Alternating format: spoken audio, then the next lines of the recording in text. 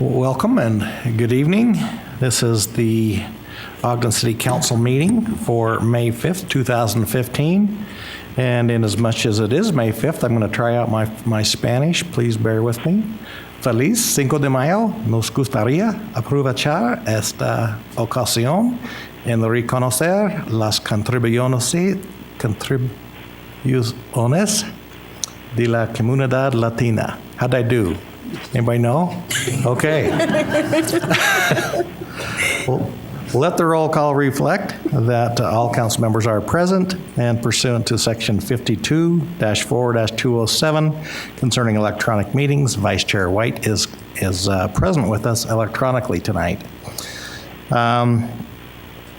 So we are going to start with the Pledge of Allegiance, and we usually have Vice Chair White do that, but in as much as she is not present, I will lead us, so please follow me with the Pledge of Allegiance. I pledge allegiance to the flag of the United States of America and to the republic for which it stands, one nation, under God, indivisible, with liberty and justice for all. Thank you. Now please join us for a moment of silence.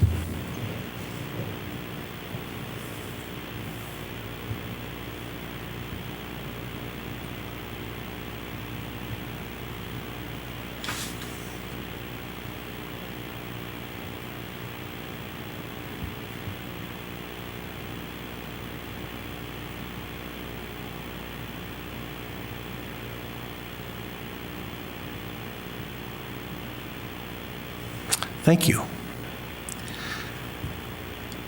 The next item on our agenda is some recognitions. The first is for Foster Care Month. We've asked Councilmember Wicks if she would read that proclamation for us. Mr. Chair, would you please note that there's a substitute? Oh, that's true. Thank you. There is other than in the packet, there was some changes made to this proclamation, so there is a substitute proclamation that Councilmember Wicks will be reading for us. Thank you, Chair Heyer. This is a joint proclamation of the Ogden City Council and Mayor proclaiming May 2015 as Foster Care Month in Ogden City, and it reads as follows. Whereas families serve as the primary source of love, identity, self-esteem, and support, and are the very foundation of our community. Unfortunately, some children and youth are not able to live with their biological families and need a place to call home. And whereas foster families open their homes and hearts to children whose families are in crisis. They play a vital role helping children and families heal and reconnect, and they ultimately assist children reach successful adulthood.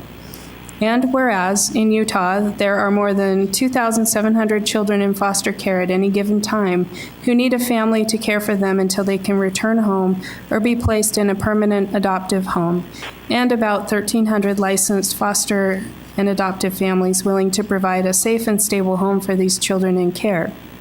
Whereas the decision to become a foster or adoptive family is not easy. It requires determination and the willingness to make long-term commitment to help Utah's children in foster care. Dedicated foster families frequently adopt children in foster care, which often results in increased need for more foster families. And whereas there is a pressing need for families who are willing to adopt children from Utah's foster care system. Each year, hundreds of children in foster care in Utah are adopted, and most are adopted by their foster parents. And whereas Utah Foster Care is a nationally recognized nonprofit organization that finds, trains, and supports Utah families who are willing and able to provide a nurturing home for children who have been neglected or abused.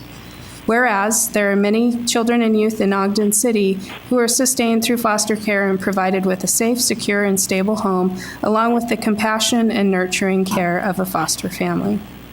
Now, therefore, be it resolved that the Ogden City Council and Mayor Michael P. Caldwell hereby proclaim May 2015 as Foster Care Month in Ogden City.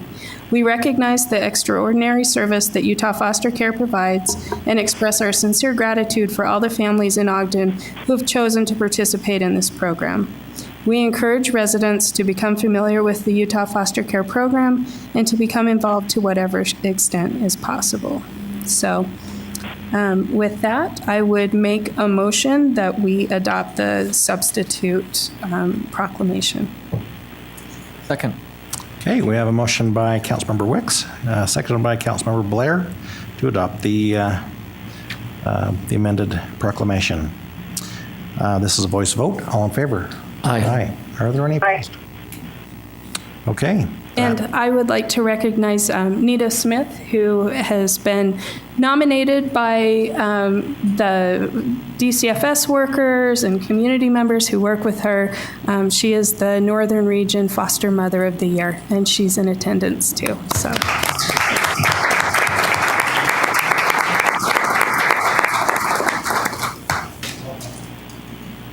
Do you have someone coming up? I do. Okay. Eva Goodfellow with Utah Foster Care is here. Let's come right on up, grab this, and we'll hear from you after we take a picture. Is that okay? So all of you kids, if you want, we'll have you come up here around her and support her as we take her picture.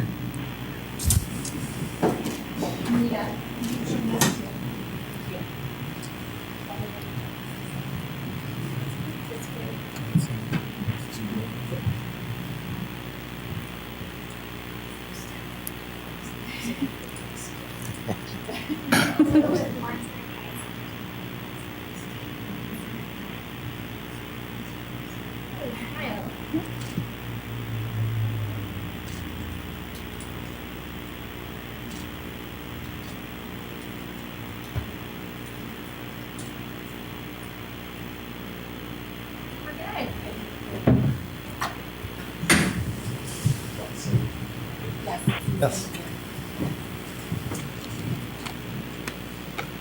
Right.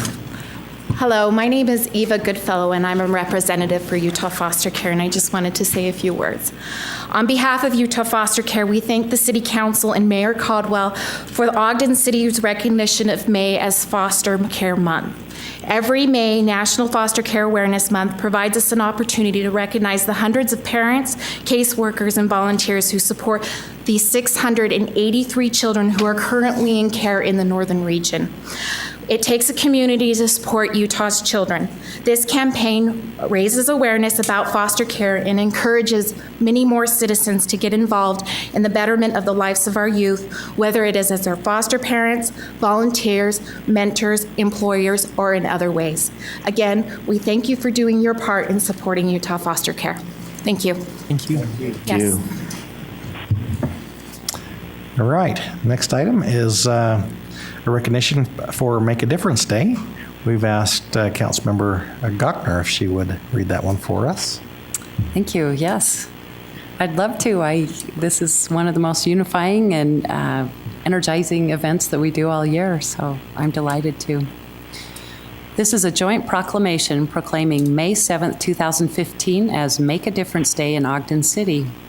Whereas Ogden City is now working to prepare for its 7th annual Make a Difference Day. This annual event is a day of service that focuses on unifying the community and building pride throughout the city. And whereas the concept behind Make a Difference Day is to encourage everyone to take pride in our community and become involved with local projects. Groups of all sizes and ages are invited to participate by organizing projects.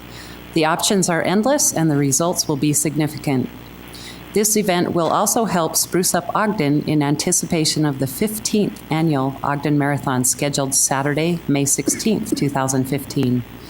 And whereas a food drive is being held through May 7th, non-perishable food items will be accepted at the city's Public Works, Municipal, Frankham Public Safety, and Community Services buildings. All collected food will go toward helping those in need throughout our community. And whereas Make a Difference Day has become a valued tradition in our community that continues to grow each year. Volunteers have committed to participate in over 120 projects, with more anticipated to join in the effort. This incredible effort helps us to unite together to maintain and showcase our beautiful city.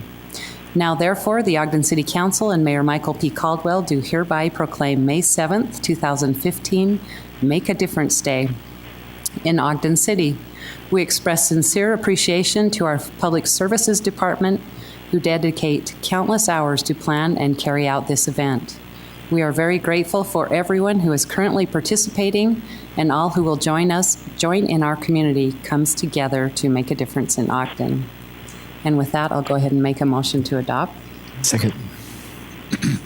We have a motion by Councilmember Gochner, seconded by Councilmember Garner. This is a voice vote. All in favor? Aye. Any opposed? I should say that Councilmember Gochner is a huge champion for this particular event and sponsored it into the council. And she makes a difference every day, not just one day a year. You're kind. And I would say that this event would not happen without Jay Louder and his crew, and I have a very special plaque for you. So come on out.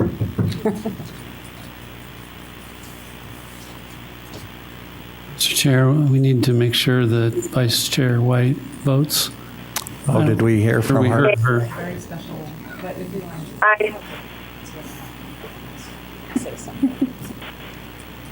Just to confirm, Vice Chair White, did you vote on the affirmative on this? Yes, Okay, good.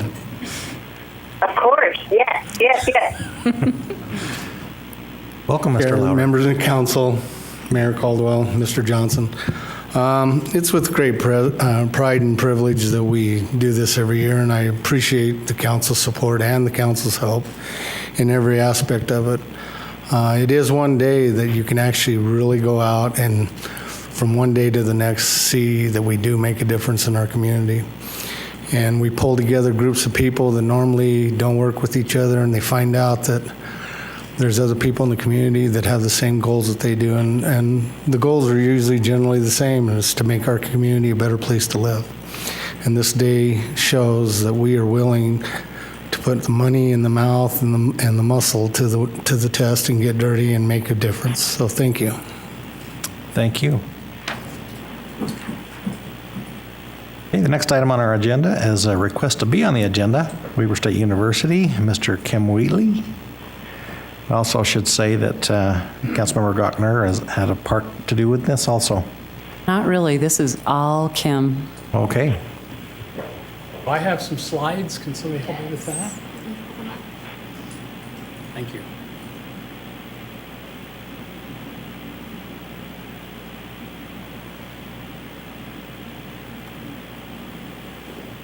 This is the right one, right? Yes. Thank you. Just a minute, Kim. She'll program it. Yep, she'll You program can see them. Great. I'm Kim Wheatley. I don't work for the university. If you but could I- come to the microphone for sure. Sorry. We've got Councilmember White who's electronic and she won't hear you. Hi, Marcia. I'm Kim Wheatley. I don't work with the university, but I'm a volunteer of one of two volunteer committees happy to bring solar electricity to Ogden, actually to Weber County, Morgan County, and Davis County. And we have two committees. One is a committee that is for outreach. I chair that committee. Two of my partners are here. Caitlin is keeping us straight with Ogden City, is also on the committee. And Dave Graff, one of your, maybe your only audience member from the public, also here tonight. But I want to tell you a little bit about what's going to happen, what's going on, what we're trying to achieve, because you're going to see this soon in our community. So this is called Susie Hewlett Community Solar. Why we're doing it is to step a little bit lighter on our planet. And several things have enabled going solar to happen. Now is the time. One of them, and the reason I show this little picture up here, is that the panels have become aesthetically pleasing over the past while. They used to look kind of like a high school science fair project. Now they look like a shadow on a roof, essentially. And the other thing that happened is Utah legislature adopted what's called net metering, and that allows you to sell the power that you generate back to Rocky Mountain Power at the price you paid for it. So that enables the payback on an investment to work, and that's why we're kind of doing this now. The technology has, I put a system in out at the Ogden Nature Center 8 years ago on Ogden City property. And 8 years ago, it was about a third the performance cost ratio as it is today. The technology advances over the last 8 years have been phenomenal. The cost per performance has been great, and it's now ready for prime time. It's an excellent financial investment. We've got tax credits, 30% federal tax credit and a state tax credit of $2,000 to stimulate this in both our country and in our state. And those tax credits, at least at the federal level, may expire in 2016, which is why this is something we need to get on with. And the other reason why now is we are pretty much agreeing that we're fouling our nest, and it's time that we need to start cleaning up the carbon and so on. So why me? So what I thought I'd do is show you exactly what happens when I put solar on my house, because this is the story we're going to be telling. So my choices for my electricity from 2015 to 2045, that's the next 30 years, is I can invest $15,000 into 26 solar panels on my roof. That's one of my choices. Or I can pay $62,000 to burn 165 tons of coal to release 339 tons of carbon dioxide to produce exactly the same amount of power. So that's my house. I don't know what your situation would be, but it's probably similar. My future, and this is something as city council people you probably ought to think about, is another choice for my next 30 years of moving my car around. I can pay $4,500 or $4,300 more for 10 more panels to power an electric car 12,000 miles a year for the next 30 years, or I can pay $27,000 to burn 9,000 gallons of gas, releasing 88 tons of carbon dioxide. So that's kind of the story, the way that it's shaping up. That's the marketing message that we're taking with this program. Response so far has been tremendous, I might say. So what's community solar? Well, we're using a model that was created by the University of Utah and Utah Clean Energy. It was the first university-sponsored community solar project in the country. We basically copied what they did, except we think we can do a little bit better than the U. We're always a little competitive with the university. And you can get a significant outcome. They put solar on 380 homes, almost 2 megawatts of power generated, and they did this in about a year's time. We don't have as many rooftops on homes as they have in Salt Lake County. It was limited to Salt Lake County, I might add. We don't have that many rooftops, but proportionally, we ought to be able to do 150 houses during this period. To put that into perspective, from 2001 to 2013, there were only 150 total in all of Weber, Davis, and Morgan County. So we're essentially going to double the amount of solar-generated power in our community. This is a community-focused kind of a thing. It's focused on these 3 counties. We'll be presenting this same way to other city councils. It's volunteer-driven. We have these 2 committees. The other committee, incidentally, is out seeking the installer and bids, and they will close on this by Friday. They will have selected the bids and the prices for the packages that will go up. And it's institutionally supported by Weber State's Sustainability Practices and Research Center. It's called SPARK, and it's brand new. This is their first major initiative, and it will be always looking for ways to practice. That's one of the code names in SPARK, is the practice side of sustainability. Here's how we do it. We have workshops. The workshop is intended for people who are interested to come and find out if solar is right for them. We have one on May 28th. It's sold out. We have another one scheduled June 4th. It's selling out. So there's tremendous interest in this. About 50% of the people who come to these workshops end up installing solar, to give you an idea of kind of what this looks like. As soon as they decide that it's right for them, that means you've got a roof that works, you've got, it doesn't have a lot of shade, it's got some slope and those sorts of things. Then we send you have a site visit from the installer. They customize it to your house, give you a quote, and then the consumer, the resident decides whether or not to go forward with it. We've done a lot of the hard work. The RFP committee has pre-negotiated prices, systems, levels of service. All of that is in place. So it's a very streamlined, no-hassle installation process. And we do education and support all the way. We have a website which tells people how all of this works. We will have more of that in the workshops, and then we have volunteers and Clean Energy Utah to help answer anybody's questions as we go forward. And what we need is we need visibility, we need credibility, and we need word of mouth. And so that's kind of why we're here and telling our story. I hope that when you're at your meeting with Weber State, town gown meeting with Weber State soon, that you see this as an opportunity to somehow partner what the university's trying to do by becoming a sustainable community. I might add that the people at the university are believing now that they can be the first publicly funded university in the country to become carbon neutral. So that activity you see at Weber State is pretty amazing, and that's something to be proud of in our community.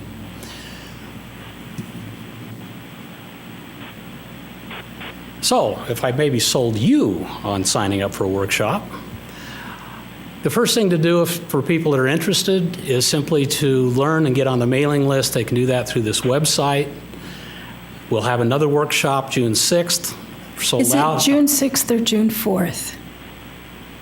Could be the 4th. I think I saw it as June, I told my mom it was June 4th. Then you're right. Then you're right. Has your mom signed up? I believe they Terrific. have. If they Terrific. haven't, I'll tell her it's going to sell out, so she Okay. better get on it. Thank you, Amy, for that correction. And WeberStateSolar.org, you can find all the information about this. You can sign up for workshops. It's very easy. It takes the hassle out of doing this, and it should be a very good return on investment. We're hopeful that Weber County, in particular, that Weber County can kind of be at least equal to Salt Lake County in doing this. So that's our goal. So thank you. Any questions? Thursday or a Saturday? I don't have the right day. Yeah. I think it's a Thursday. So the 4th is on the Saturday, or the 4th is Thursday and Saturday's the Yes. 6th. Yes. So June 4th on the Thursday. June 4th on Thursday. And you're welcome to come, and at least you could check us out and make sure we're doing what we ought to be doing. And that's at Weber State, correct? That is at Weber State in the Hearst Center, in fact. But you need to sign up so that we have a seat for you. I think the one on the 28th is here in Ogden, and the one on the 4th is in Layton. If we go to this site, we'll be able to Yeah, see it. it'll tell you. I remember seeing something about a meeting in Davis County. That will be at the Weber State campus then. Incidentally, the Weber State people are saying they're going to put 10 acres of solar panels in Davis County to power that new campus. So, Great, that sounds thanks for all the corrections, folks. This is our first at bat, I might add. Well, I just know, we signed up for the 28th, and my mom wanted to go and didn't get around to registering, and it sold out, which I think is that's a good thing, that there's interest in the community. We will also be doing these in Morgan County, Ogden Valley, and the southern part of Davis County, although they don't think of themselves too much affiliated with us as Layton does. yeah. Kim, do you want to talk a little bit why it's named the Susie Hewlett Solar Community Solar? Sure. For those of you who may not know, Susie Hewlett was a dear friend of mine, an activist in the community. She was pushing Weber State for a long time to become involved in sustainability activities. She had the cred to be able to push because her father is Jack Goddard, the John B. Goddard School of Business and Economics at Weber. And Susie pushed hard for this, and she died last year, and her kind of dying wish was to bring that program that was at University of Utah to Ogden, to bring it to Ogden through Weber State University. Her father put up a bunch of money for it. Weber State matched that money, and here we are. So we're off and rolling, and we intend to beat the University of Utah. Thank you. That's good information. Ben? Thank you. Thanks for your time. Thank you. Nice to be here, folks. Always nice to help Ogden. Thank you very much. Appreciate that. All right, the next item on our agenda is the approval of minutes. First is for the study session of January 27th, 2015, and the study session of February 24th, 2015. Councilmember Stevens. Yes, Mr. Chair, they're correct. Then the closed executive session of February 24th, 2015. Councilmember Wicks. Thank you, Chair Heyer. I reviewed those minutes and found them to be accurate. The minutes for the work session of February 24th, 2015. Councilmember Blair. Yes, thank you, Chair Heyer. I have reviewed those and found them to be accurate. Then the work session of March 5th, 2015. Vice Chair White. Yes, thanks, Chair Hyder. I reviewed those and found them to be correct. And then the regular meeting of March 17th, 2015. Councilmember Garner. Yes, Chair Heyer, I've reviewed those minutes and found them to be correct. And then finally, the study session of March 24th, 2015. Councilmember Gochner. Finally is right. I reviewed those and found them to be correct, and will make a motion to adopt. Second. Have a motion by Councilmember Gochner, a second by Councilmember Garner to approve the minutes. This is a voice vote. All in favor? Aye. Any opposed? Aye. I did hear Vice Chair White say yes. Okay. Yes. All right, the next item is a public hearing concerning fiscal year 2016 to 2020 about the capital improvement plan. We have Ms. Eller-Smith presenting tonight. Welcome. Thank you. Glad to be here tonight. This is sort of a culmination of a 3 or 4 month process that we're finishing up. We're before you as an ordinance to adopt the 2016 to 2020 capital improvement plan.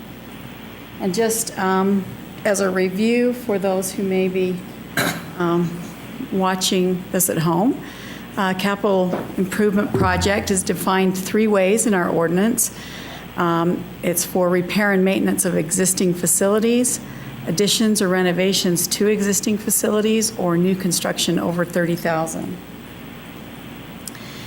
The reason we do a capital improvement plan is to help the administration and the council sort of determine a long-term financing needs and establish the plan for construction of city facilities and infrastructure to ensure that there's alignment with the goals and policies that the council sets, to ensure there's alignment with existing master plans. I know that the administration spends a lot of time making sure that what is in the CIP matches the recommendations from the consultants that have come through the master plans, and also to provide direction for the FY 2016 budget.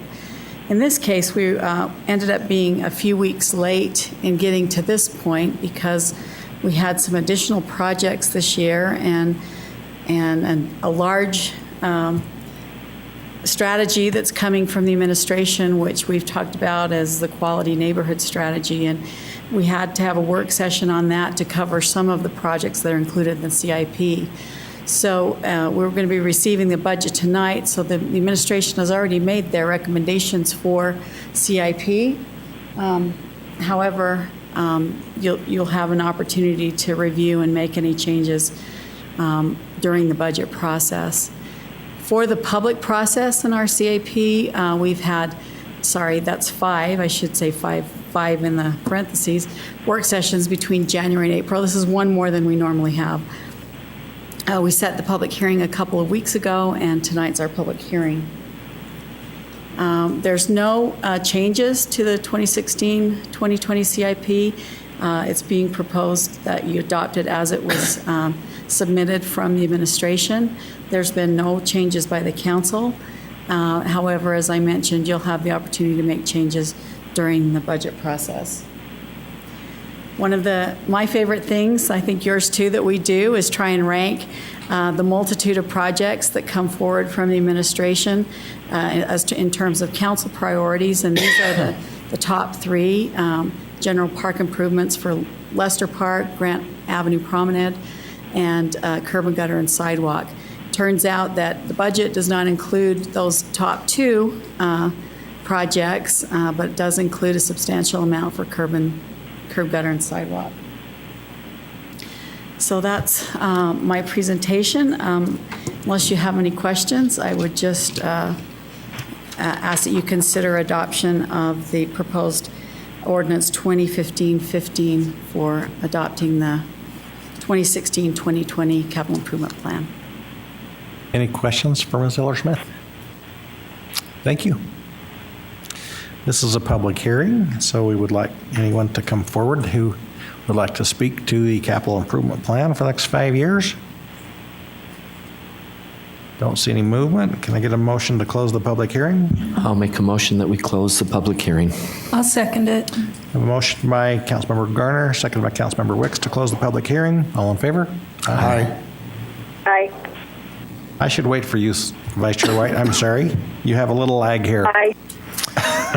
Sorry, yeah, it's a little delayed there, I can tell. Yeah. I'll do better. There is no further discussion. I'll go ahead and make a motion that we adopt proposed ordinance 2015-15. I second it. We have a motion by Councilmember Gochner, seconded by Councilmember Stevens to adopt the capital improvement plan for 2016 to 2020. And this is a roll call vote. Councilmember Blair? Aye. Councilmember Garner? Councilmember Gochner? Aye. Councilmember Stevens? Aye. Councilmember Wicks? Aye. Vice Chair White? Aye. Chair Heyer? Aye. That passes. Next item on our agenda is reports from the administration. This is the proposed budget for fiscal year 2016. We'll hear first from our esteemed mayor, Mayor Caldwell, followed by CAO Johnson. Doing a little tag teaming tonight, huh? Like we do a lot of things. So it's always an honor for me to come and talk about what's happened over the course of the past year. And this is always a unique opportunity. I did say, a couple people asked me my first year, was one of the biggest surprises to you, and it was in the fact that we'll present a $180 million budget to a fairly empty room, and when we have talks about chickens and other things, it will be absolutely packed. So that's something, hopefully people believe and trust in what we're doing here. We try to be as transparent with these numbers as we can. I think the greatest responsibility we have, and the quickest way we lose trust in the community, is to not have clear, transparent numbers as we talk about their tax dollars and what we do with that. So I always take a great responsibility in this and in presenting this. I also want to start with a quote like I tend to do. It's from one of my favorite authors, Jim Collins, the author of Good to Great and a number of other management books. And he said, "For in the end, it is impossible to have a great life unless it is a meaningful life. And it's very difficult to have a meaningful life without meaningful work." And I thought that was important because I think that we all collectively have an opportunity in these elected positions to do really meaningful work. I think our department directors absolutely believe that as well. And before we get too deep into this, I want to appreciate the opportunity to talk about this and celebrate some of the amazing things that our boots on the ground have done over the past year. I also want to thank you, the City Council, and the City Council staff for your commitment to this as well. When I came to this position, one of the things I fought the hardest for with our department directors was to have everybody around the table give us real information and talk about the things that their department saw. I didn't think we had great communication for the start of that, and I asked for and demanded them to come together and act as a team looking out for the city, not as a department director just looking at their department. And I need to give tremendous credit to everybody that participated in that process. I think we had 3 full-day exhausting retreats. There was a lot of fur that flew. There were close to name calling, but not. We had lots of passionate dialogue and discussion to get to some of these decisions, and I think it's been a very healthy process for them. It's not something that's easy when you have big departments, and everybody in those departments have unique needs, and they put all that aside. They were able to prioritize things. Sometimes you look at a big issue, a big community like this, we have tons of issues and ounces of resources, and where you apply those is very important, and I think they've been committed to that process. And I appreciate them all doing that.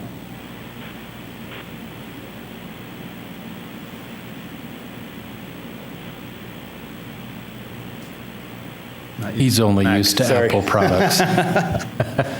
So I'm going to go over some of the highlights we had from 2014 and 2015. Obviously, the Ogden Marathon was mentioned. That's always a big event. It showcases some of the highlights in our community, some of the strengths that we have.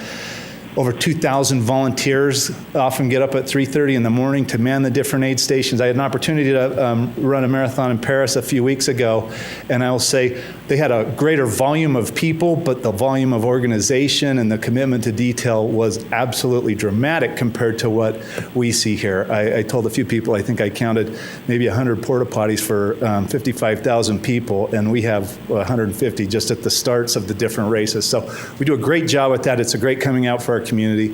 Last year, we had a great opportunity to host the Cannondale Cycling Sport Group. That was Cannondale's global dealer camp. They flew in about 700 people to spend a week here. They came in with a budget in mind and more than doubled that. We have them back in a much larger capacity this June, so we're excited to have them back. They raved about that opportunity and the way to how simple it was to get around in our community and the community support that came from the city and the CVB and everyone else. That's a great economic driver. They leave a lot of economic impact, and it's a great group to have showing some of our strengths. Obviously, Pioneer Days is also another big one that takes 5 days and a lot of commitment from everybody we have on the team. Had the unique opportunity to reintroduce downtown Ogden to close to 600,000 people as we processed that number through the LDS Temple Open House. Brought people in from all faiths, all different walks of life to see this major transformation that's happened in our downtown in the last really 10 years. And we had great feedback on that. Fun opportunity with the Pepsi Real Big Summer. For those that were downtown, it was a bit of a scramble to layer that on top of what we were doing with the open house and a number of other things. But our crack events team put that together in a really unique way. And the Tour of Utah is always a great professional race that comes through that really shows that healthy, active lifestyles are a big part of our community and something we prioritize. Scenic Tour of Utah is an ongoing effort with the Governor's Office of Economic Development, EDC Utah, and the state to showcase our ability to have a real robust bicycling cluster here. We're one of the richest, densest clusters in the bike industry right now, and that's very appealing to a lot of people. A lot of you know that Mavic Wheels just moved into the Amer Sports Building. They moved them here from Boston. When they came, one of the questions we had is, well, why Ogden? Why did you choose Ogden? And they said, we've seen the initiatives you guys have pushed with the Taiwanese and a number of these other people in QBP, and we just want to be a part of that family, a part of the ecosystem of support that you guys have built here. Scenic Tour of Utah is a good piece of that ecosystem of support that we bring in. Xterra is obviously the national championship race there. They do a 1-hour TV show on that, which continues to sell our brand really well. Harvest Moon's always a great fall afternoon. I think 5 years ago it snowed and they had to cancel, but we've had good weather for the last number of years, and that's always a great coming out and a great way to kind of put a cap on a great summer's worth of activities. And then the USA Masters Cycling Championships. We had a 2-year contract to do that. They come back again this fall, and they had great things to say about it. Last year, that was very well organized. It did bring in a lot of diverse people, and some of these do create some traffic challenges for us, so we take a step back after the event, review all the routes, where we had sticking points, and try to make that better every year. Wichstock Holiday Light Parade Christmas Village has been nationally recognized now as one of the 10 best Christmas villages, I think by Forwarders, and we'll bring that up here in a minute. And then it was a great thing to have the USA National Fat Bike Championship here. It was a bit of a thrill for me when Ned Overend, who's won, I think in '91, won the World Championship, so he still has the right to wear the rainbow stripes on his jersey.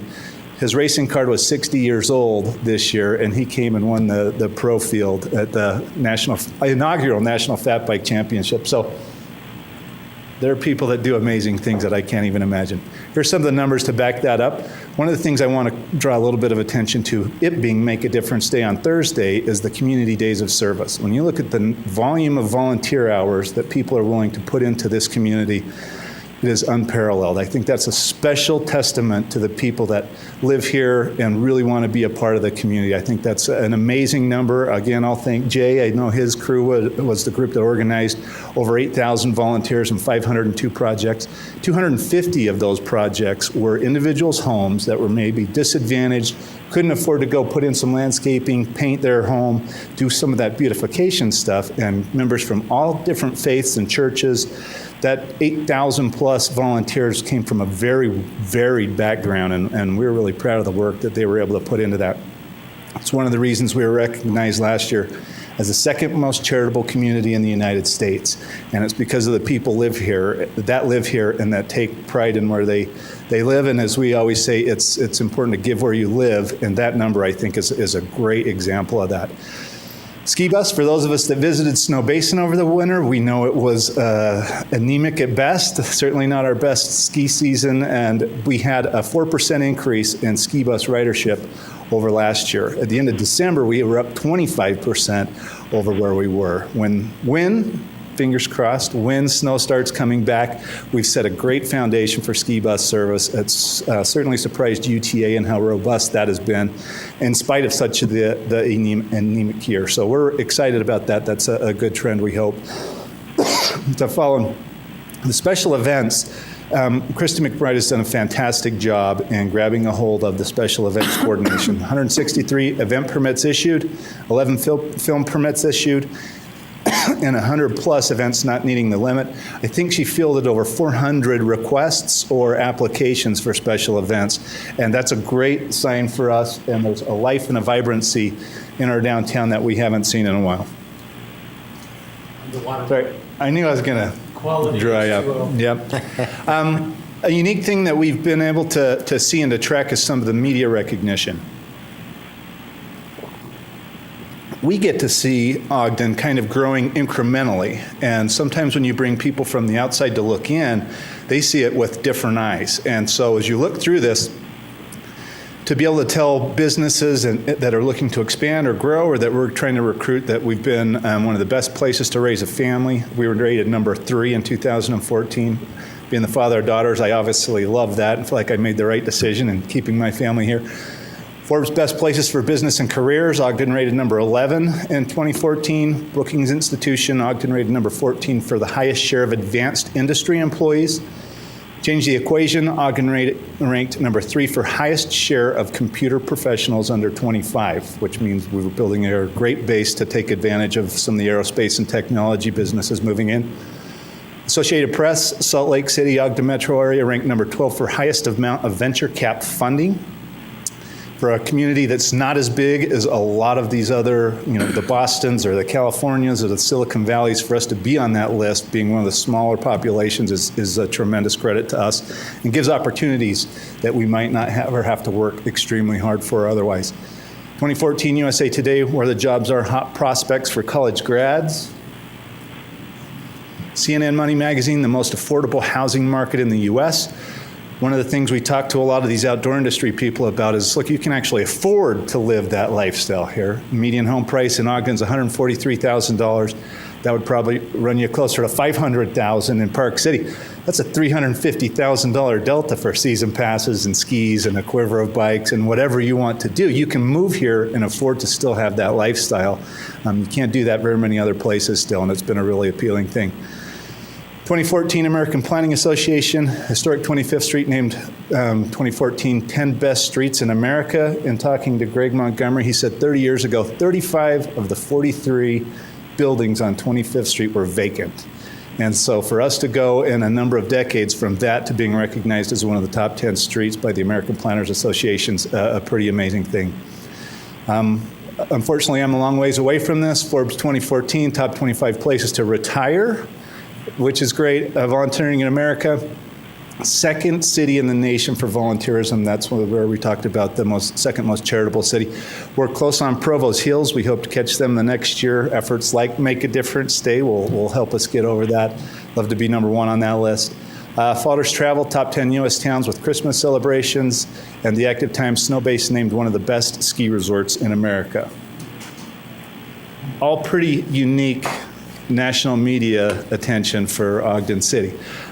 When I came and was going to college at Weber State, and when I came just post-Olympics in 2002, that's national attention that I don't think any of us would have thought we would be considered for in 10 to 14 short years. So a lot of work has gone into that, and I think we're really well positioned. And I think it's really unique. Couple business recruitment and retention matrix. Total for fiscal year 2014-2015, we brought 1,500 plus jobs in, incremental increase in property values over 37 million.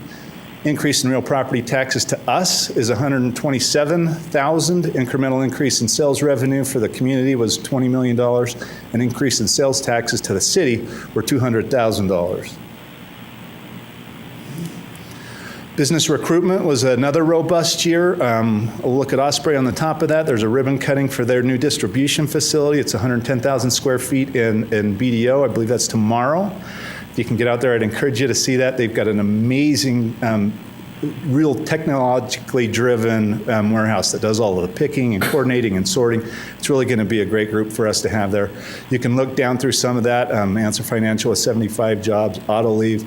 A lot of these bigger companies, what we're seeing, and when I want to talk about trends, this is a snapshot for 1 year. But some of the trends that we're seeing are these companies that are here and existing now. They're having success. They're finding good employees and a good, solid workforce to work from. So they're doubling down. They're not looking to do other projects in other places. They're expanding their facilities here. They're dropping their roots. And like I mentioned, doubling down on their business model and unit here. And so that's a real positive trend that we're very excited about.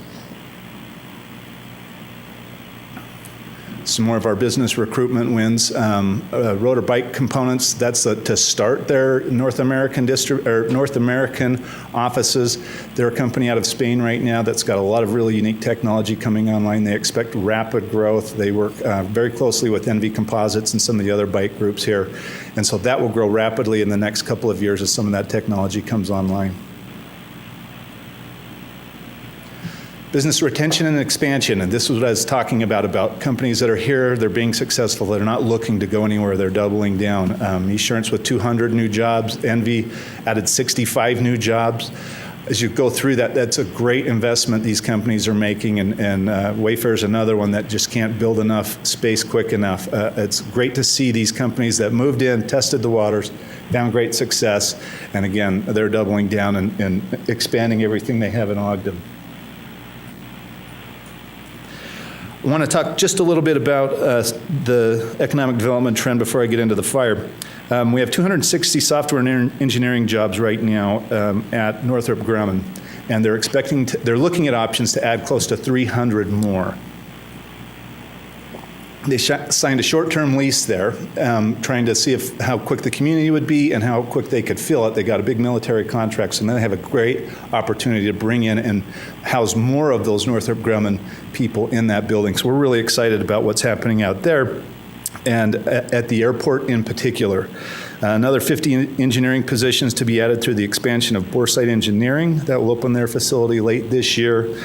And when we talk about aerospace and advanced composites that feed into the Air Force Base, into a lot of these different companies, I think it's really unique to say that employment is up dramatically in Weber County. Aerospace and advanced composites with third quarter 2014 employment at 775 jobs. Workforce Services Department data included are those jobs at Northrop, Williams International, Barnes Aerospace, Parker Hannifin, Peterson Inc., and several others. We have a real broad base of advanced manufacturing, aerospace, and technology here that is continuing to grow that I think will lead us into the new future. Very excited about that. All told, we counted 108 different companies in Ogden that have those areas as a focus. So it's not one or two big employees. I know iOmega left a number of years ago out of Roy and left a huge hole there. I think the support of 108 different companies in those areas really is a healthy foundation for us to work from as we go ahead. We also, Wall Street Journal named Ogden as the Center for Outdoor Sports Gear with the U.S. We talked a little bit about some of those different unique companies that have moved in. In the last 10 years, we've created over 1,000 jobs in the outdoor sports industry alone, which is really unique. When you look at those higher paying, highly educated engineers and other people, having lifestyle-based companies that have chosen to relocate here in part because of that lifestyle, those are two really complementary industries. The affordability also plays into that, but when you put the whole package of our options, the two rivers, the trails, the access to resorts, affordable housing, job opportunities. It really is a critical mass of things that have come together to make this a very appealing place, and I think it's really unique. I'd also mention I've also been asked to be a presenter this October at the Outdoor Industry Association's annual meeting. They're going to have a panel discussion with 3 elected officials about what the outdoor industry has done to their local economies and where they see things going. And I think the fact that they would reach out to Ogden City and say, we'd really like for you to be a part of that, is credit that we're being recognized as a real leader in that area. All that continues to place Ogden City as one of the best job creation environments per capita in the entire U.S., and I think that's a thing we've been very successful at. If you ask Tom, he'll say that's 10 years running. We've been one of the most successful at job creation per capita in the entire U.S., and to go through a recession and some of the other challenges we've had, I think that really helps. Some highlights from some of the different departments. Fire department in 2014 responded to close to 17,000 incidents, including fires, emergency medical services, public assists, fire alarms, false alarms, vehicle fires. You can see the number of different and diverse things that they respond to. Of that, the vast majority are for medical related, with 15,000, and about 1,700 of all the other types that you see up there. I really have to thank our fire chief. I think we have one of the best in the state. He's been there for a while. He's a very cooperative, collaborative person as he approaches everything. He's done a great job with that. Through methodical and targeted planning, fire department fleet is in the most reliable and dependable condition in over 20 years. There's not a single cent that goes into the medical fund or into Mike Matthews' budget that he does not keep meticulous track of. And that's part of the reason we're in this position with the fleet, and they're able to do what they're able to do. Construction of the new station number 3 will begin in spring of 2015. I'll say that that is long overdue. Station 3 was built in 1946. So it is old and it is coming apart. It's long overdue. It's also worth mentioning that stations 2, 4, and 5 were built in 1968 and 1969. So those old buildings, we expect great things out of these guys, and we need to give them, where we can, the resources to do their job well. But 1946, I'm not sure how they've kept that up with baling wire and duct tape that long. They've done a great job with that, and we thank them for that. Total grant assistance, this is money that was matching or didn't come out of our budget at all. Mike has done a great job of finding ways to find grants and hidden pockets of money, and last year he brought in over $1.8 million in grants. So he's very creative at finding that, and we're very proud of the work that he does. Chief Ashman has done some great things with the police department, and our men in blue have all done some great things. Responded to over 87,000 calls for service, and were involved in approximately 104,000 total events. One of the unique things last year was they implemented a meth swab project.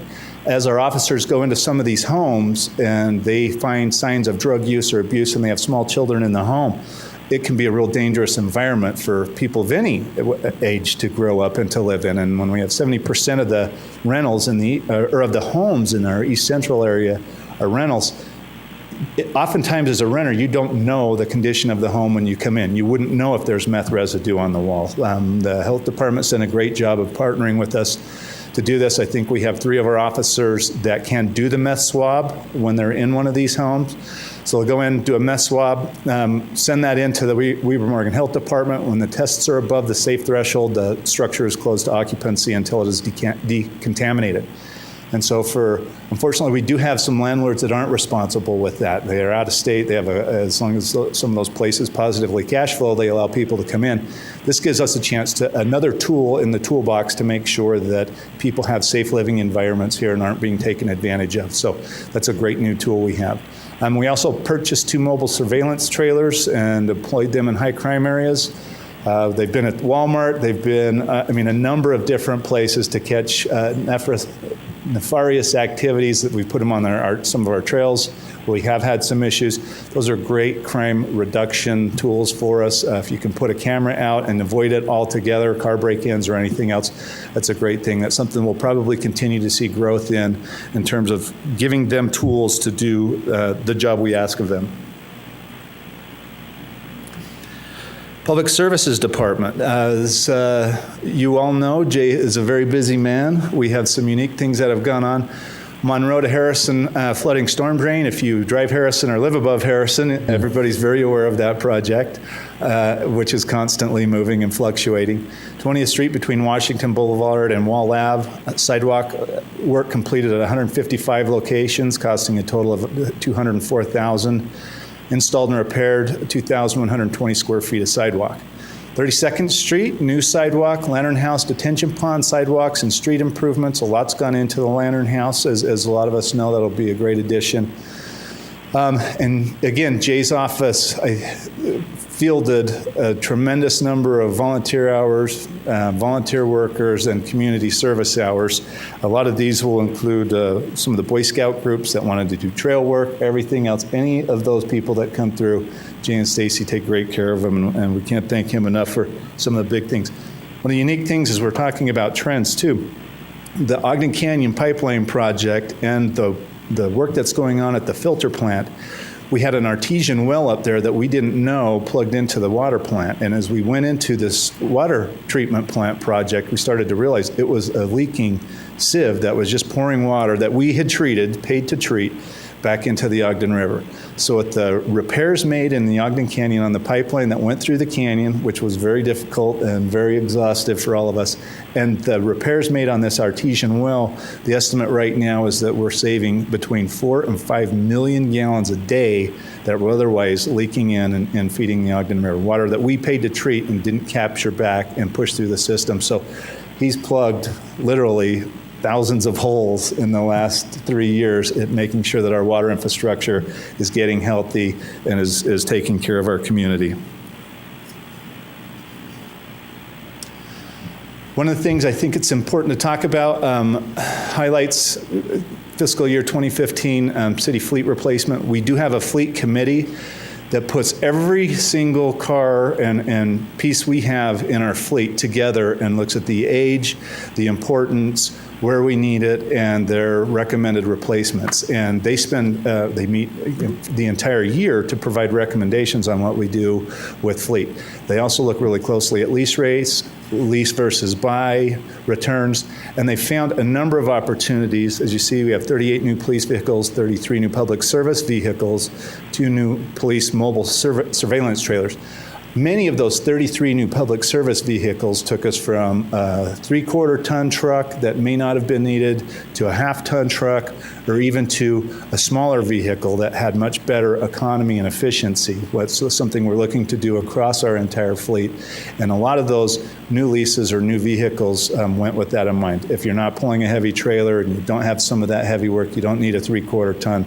Work can be done with something that's a lot lighter, and we've found ways to improve the efficiency of a lot of those vehicles, and that's one of the primary goals they've had as a committee, is find ways that we can get more efficient. Fleet cash and debt service payments for equipment. You can kind of see the trend that we followed. Fiscal year 2009, we were 950. 2010, a lot of that came due. It's a commitment we've made, and it's something we're going to continue to work on to make sure that our people in the field have operable equipment and efficient equipment.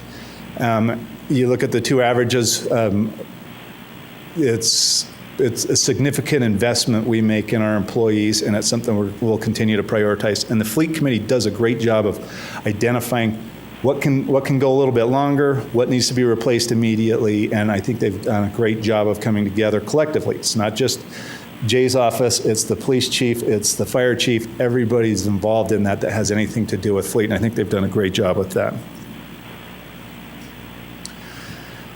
Upcoming this year, we have a couple of really unique things that we'll see. The Canyon Transportation Plan study that Horrocks Engineering is doing for UDOT, and talking with the Transportation Commissioner for UDOT, he said they expected a couple hundred responses in that, and they've had an overwhelming, I think he said over 2,000 plus responses in that Canyon Transportation Plan study. So they were very enthused at what they got. I haven't seen the final report on that. I look forward to seeing that.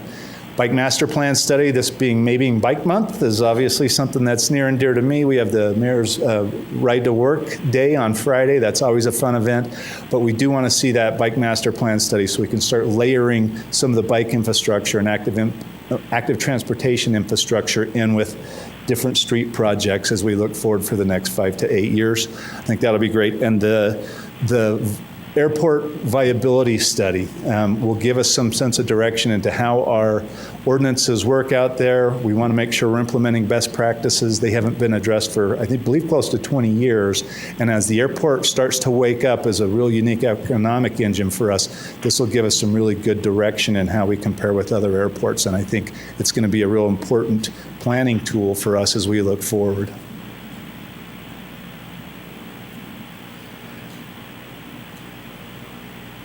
Some of the highlights for this budget, we took the 4% for increase for employees, and that was the very first thing we put and tried to bake into the budget.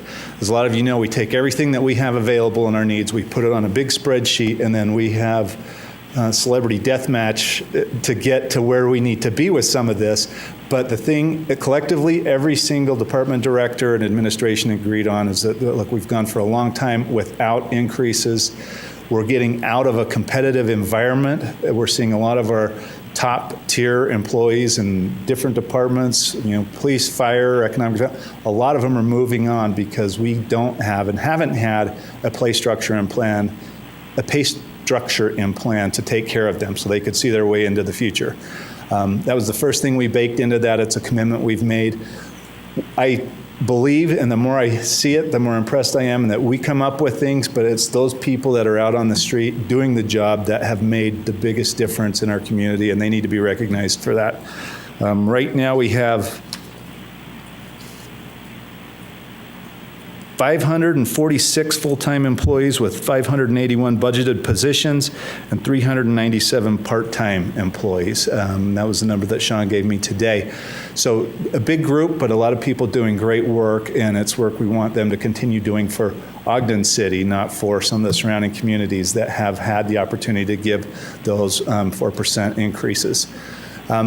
Another unique thing was we wanted to minimize the health insurance cost increases to the city without changes to the plan. We had a 5% total increase. Total impact of the city was $163,000. You're going to see some trend lines for insurance and for retirement payouts in the last little bit to keep us even. Mark's going to have those for you in a minute, and they're scary trend lines. So to see that stay relatively flat is something that we were excited to see, because that has gobbled up a lot of our potential available money to do unique things with. One of the unique things we'll have here, Quality Neighborhoods, 5-year funding of $1.2 million. I want to mention something about that really quickly. We have had, in the last 5 years, I believe it was 2009 through 2013, we had 250 residential building permits about in Ogden City. In 2013 through 2016, you're going to see closer to 700 residential building permits. When you look at the Portland building, what's going on in the River Project with Riverbend, the desire for Riverbend, what they're doing with Oakden, we're seeing a residential influx back into Ogden, into the downtown core that we haven't seen in a long time. And I think that's very important to stabilize the neighborhoods and to stabilize what we're trying to do there.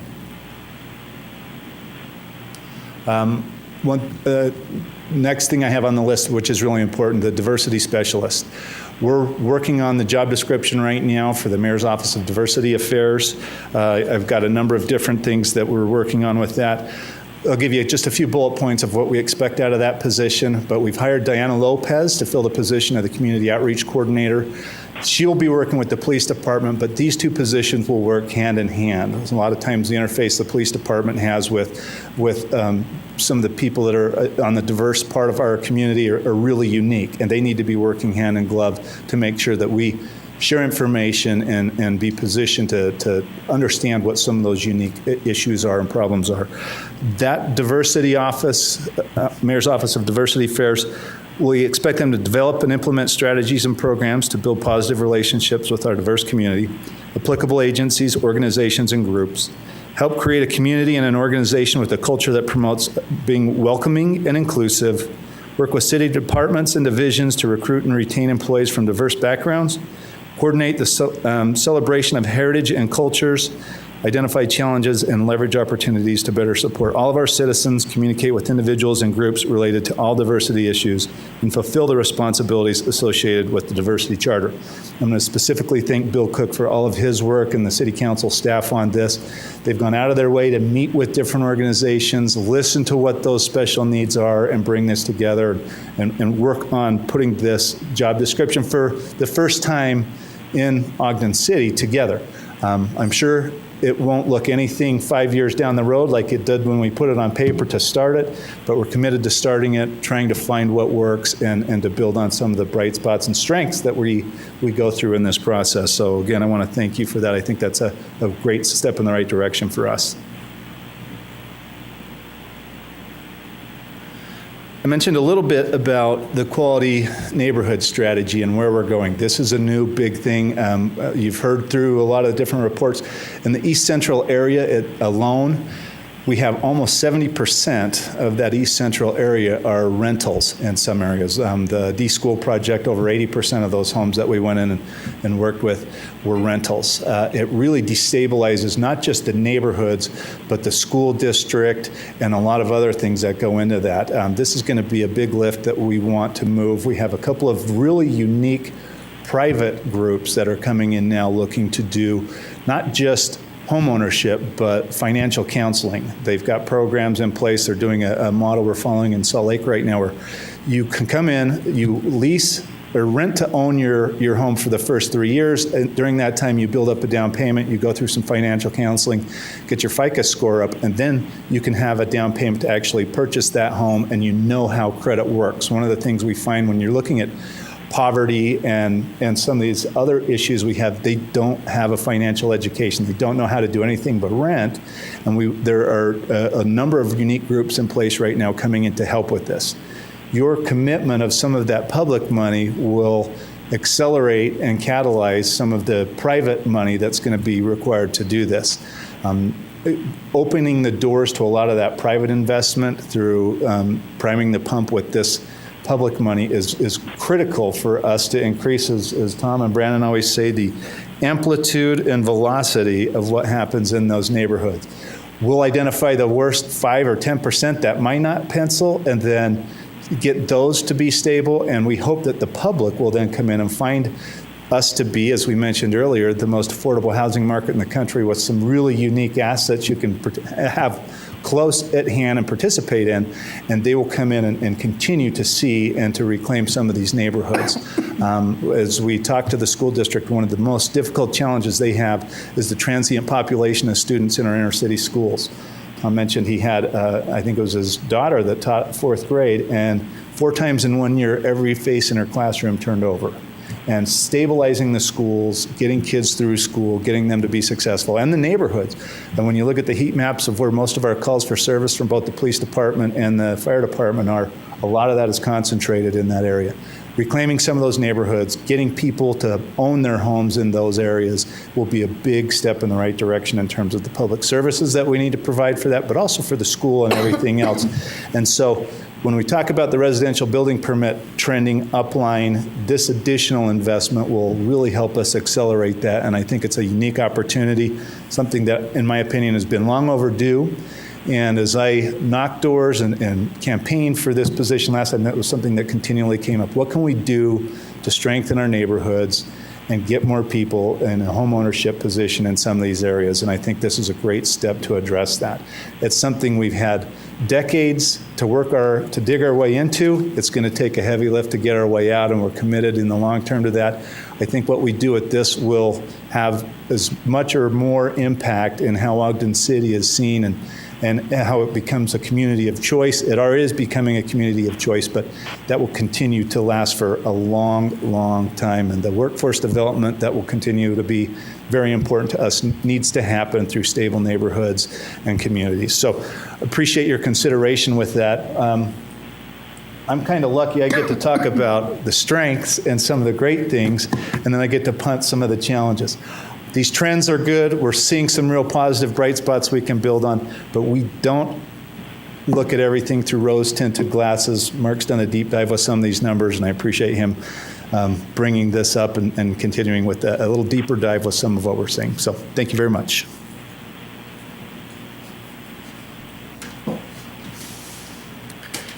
Thanks, Mayor. It's always hard to follow the mayor. I have to say, this is the 11th budget that I have come and spoke to, and I apologize to Amy because she's had to listen to all 11. She's the only one besides Mr. Cook, I think, that's had to listen to all 11. I should apologize to him, but he gets paid to sit there and listen to this, I think. It's, it was fun to listen to the mayor's perception of how we do business now on our side. And I have to tell you that having worked here now a long time, that his style of allowing us to do our jobs has really made it easy to have this kind of culture. And one of the things we've had several employees in our office recently, and some of them have said, we love this culture, we trust you, we trust what's going on, and we appreciate the environment we play in.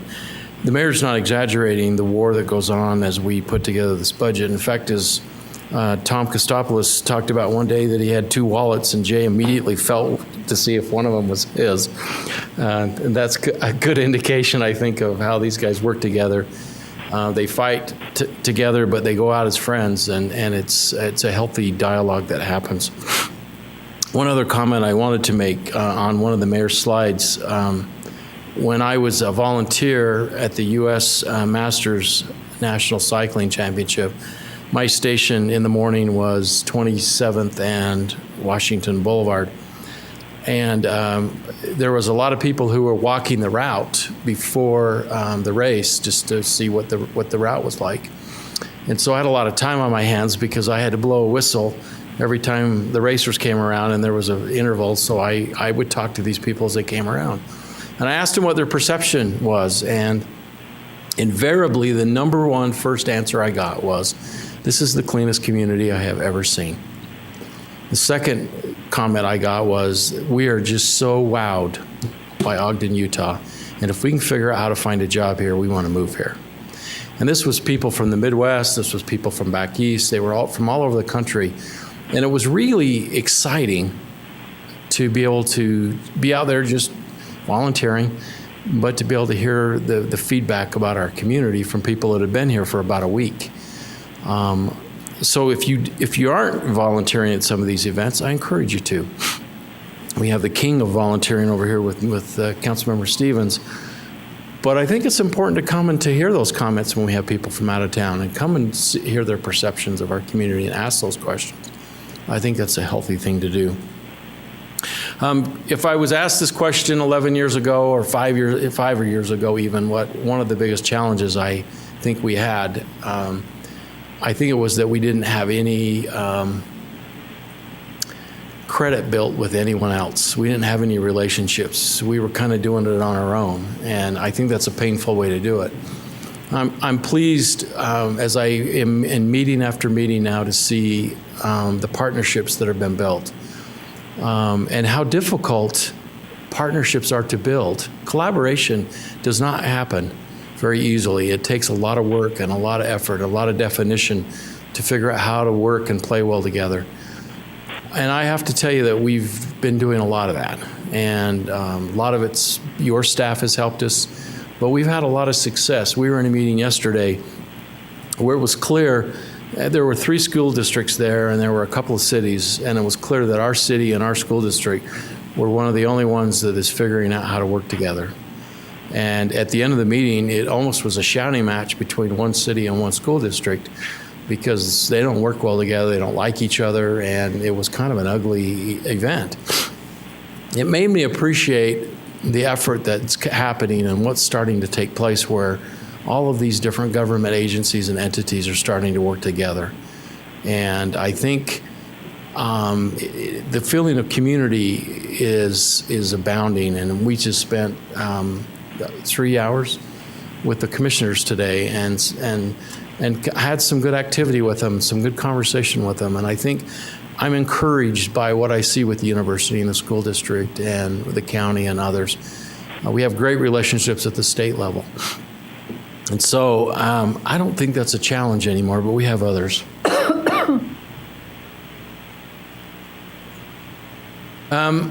we continue to have challenges like a lot of other cities with revenue sources. As you know, inflation comes in a lot of ways, and especially being able to pay more money to our employees and other things. And revenues aren't growing as fast as all the other things. And so I still think we have a continued challenge of how do we keep pace with inflation and rising costs. Property tax is pretty solid, but it doesn't grow real fast. And we've got some other issues we got to deal with, which I'll talk about in a minute. Sales tax, you shouldn't have any one part of your revenue that is as high as that. 31% is really high for one particular part of your revenue. And we're really dependent on sales tax. And as we felt in 2008, when sales tax tumbled in a major way and it was a major problem, if you're dependent on that as kind of your resource for future fundings, you could be in trouble. So we worry about that. We also worry about the fact that the federal government, the Congress, will not pass the law so that we can start to charge sales tax to internet companies.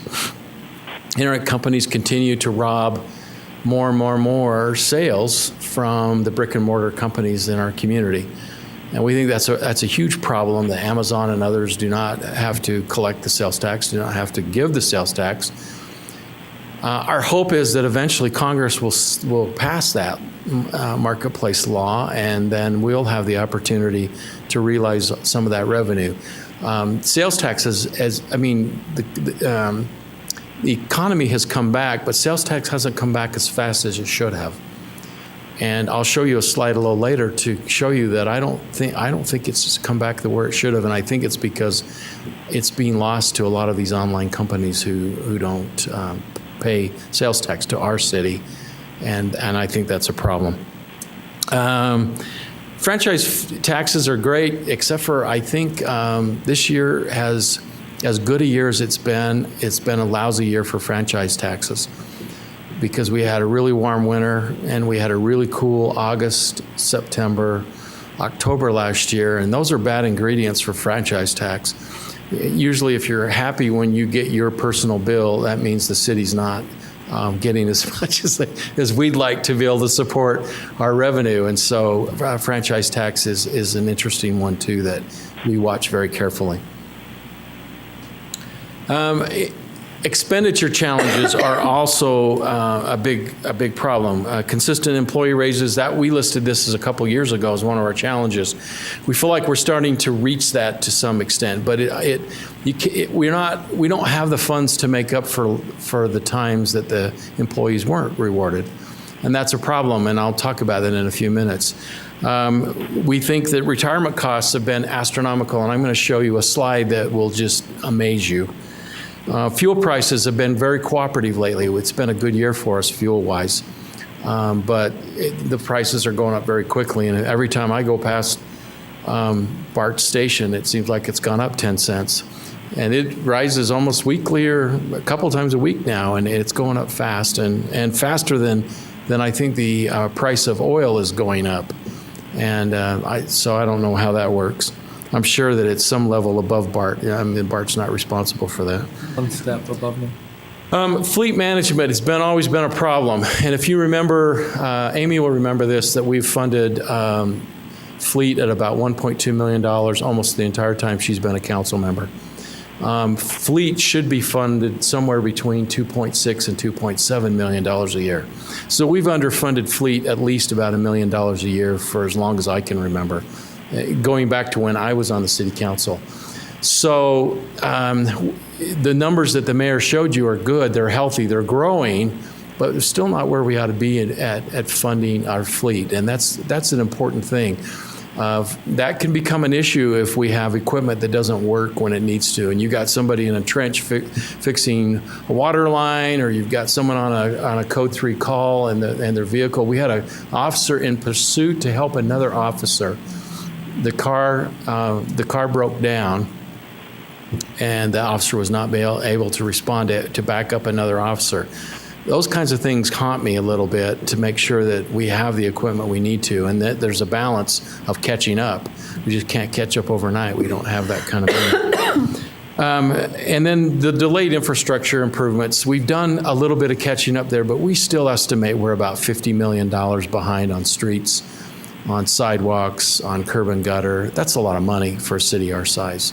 That's a lot of behind when it comes to things that are really, truly important. We're working on, we have a lot of people who cut into our streets. I mean, a lot of those dips in the road that weren't repaired very well, I think everyone thinks it's the city repairs, but it's not. It's companies who come in and blow in new water and sewer lines who are cutting in the middle of the road now and not repairing it like they should. Our partners who do secondary water cut into our road all the time without permits. And so we're going to probably be coming to you in the next few months with some stricter ordinances regarding cutting into our infrastructure. If you're going to cut into our sidewalk, if you're going to cut into our roads, you're going to repair it a certain way. You're going to have a permit. And if you don't, you're going to probably, if you pass what we're going to propose, you're going to probably have a pretty healthy fine, because they are costing us millions of dollars every year by shortening the life of our infrastructure. And so it's a huge problem that we're dealing with on a regular basis, and we're probably going to come to you with some pretty specific things that we need to get some help on this.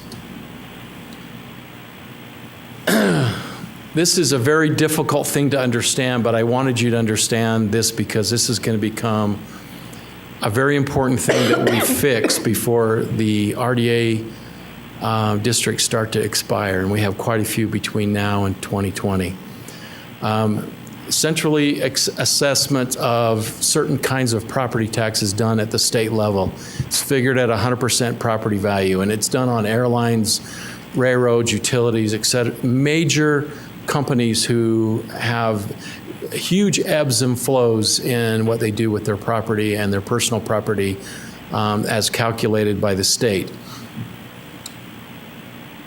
Instead of going into great detail, let me give you an example of how this could impact us.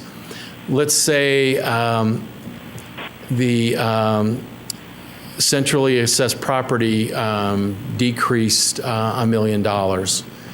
If we had an RDA area that was expiring, the city would expect to receive property tax for about $2 million. But because the centrally assessed value went down $1 million, we would only get $1 million out of that. Now, that's a flaw that nobody knew about because nobody really understands this. This is horribly complicated. But it was discovered by Salt Lake City, who called the state auditor who did an audit and affirmed that this is a problem. Wouldn't impact the state at all, but it needs to be changed at a county level. We're going to have to get the legislature to change this, and this is going to be a huge initiative on our part this coming year to see if we can get this changed so this won't impact us. So let me give you an example. BDO expires in 2017, 2019.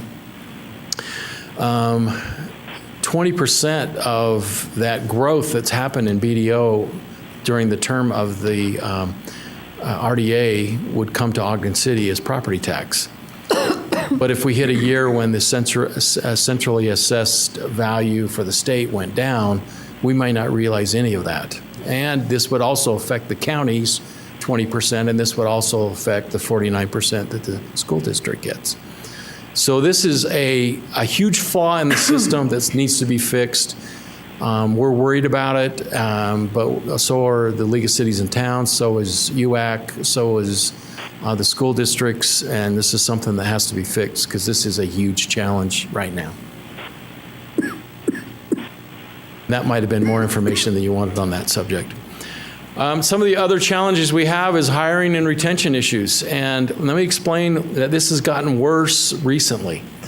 One of the problems we have in hiring is the state legislature, in order to protect the retirement program, went to a tier 2 system. So, for example, a police officer used to be able to retire at 20 years and get 50% of their wage. If they started after whenever tier 2 started a couple years ago, they have to work 25 years and they get 37% of their wage. Those changes went to every government employee who's in the state plan. What that's going to mean is it's going to be really hard for us to get a computer person to come work for us and have to work 32 and a half years and get, I think it's 60% of their wage, maybe it's a little less than 60%, where now they get much higher amount. So that's a problem. The second problem is the unemployment rate has dropped dramatically. So there's not as many employable people out there, and there's not as many hungry people who want to work in public works or public safety or et cetera. The third thing I think we're fighting and hiring is especially the public opinion about police in our country. I think that has caused a lot of people to reconsider whether they want to be a police officer. I think that's a huge problem that is going to be facing us. And then we are finding that other agencies are fighting for the same resources. So we will put out, for example, for a police officer, we'll get maybe 200 people respond. After they do the testing, it'll be whittled down to about 30. And then once we do the background checks and the psych checks, we'll be down to maybe 10. And then by the time we get to the 10, 3 or 4 of them have already been hired by another agency. That's one of our problems is that we got to fix our hiring process. But the other thing is that it's getting harder and harder to hire. And other agencies didn't go through the time that we went through in the last 12 years where there was times when there were no raises. So an 8-year police officer makes less money than an 8-year Salt Lake police officer. So if Salt Lake can't find police officers any easier than we can, then when they have an opening, they're coming and looking at an agency like Ogden who has very similar police calls, who has a very similar type of an environment. And so they want our guys because they're well trained and they get an immediate boost in money. We're starting to see that in every area of the city where people are starting to look other places and find opportunities. So the hiring and retention issues are going to become a bigger and bigger issue. We've put together a team to start really working on this to figure out what's the solution. And I don't know what that solution is. That solution, maybe next year we come to you and say we need to have a property tax increase. We've got to make up some delta to be able to hang on to these people. I know that it's costing us a fortune right now to hire, train, and then lose them, and then hire and train again. We put a lot of money into, like a police officer, usually to put them through post-certification, which is not cheap. And then they have the training where they have the ride-along. Chief said today it takes usually about 5 years for an officer really to understand the job. And then when they leave, after 5 to 7 years, we lose our investment and we start over. And I think this is a problem we're going to be spending a lot of time this year on, and it's a huge challenge we have.